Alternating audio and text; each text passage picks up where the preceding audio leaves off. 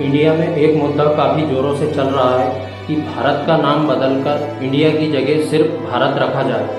देशों के सम्मेलन में 9 सितंबर को भारत मंडपम में आयोजित एक रात्रि भोज का आमंत्रण पत्र सामने आया, जिसमें प्रेसिडेंट ऑफ इंडिया की जगह प्रेसिडेंट ऑफ भारत लिखा गया, यानी और यह चर्चा काफ़ी तेजी से चल रही है।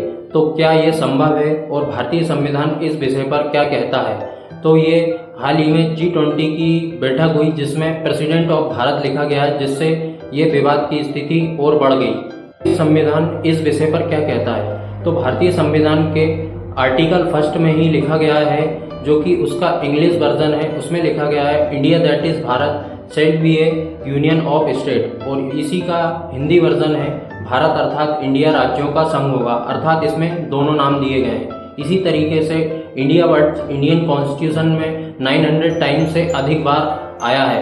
इसी तरीके से यह आगे देखा जाए कि क्या इसको संशोधित करके भारत का नाम सिर्फ भारत रखा जा सकता है? तो जी हाँ, बिल्कुल ये संभव है। भारत का नाम भारत रखने के लिए संसद को आर्टिकल 368 के तहत संशोधन करके यह प्रक्रिया पूरी की जाती है।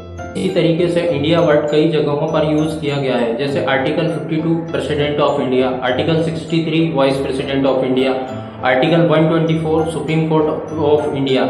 इसी तरीके से कई जगहों पर इंडिया वर्ड्स का प्रयोग किया गया है। और तरीके से हमको भारत के प्राचीन नाम भी कई मिलते हैं, जैसे जम्बूद्वीप, आर्यावर्त, अजनाब वर्ष, ऐसे कई प्राचीन नाम मिलते हैं। तो आप लोग कमेंट करके बताइए कि भारत का नाम सिर्फ भारत रखा जाए या इंडिया।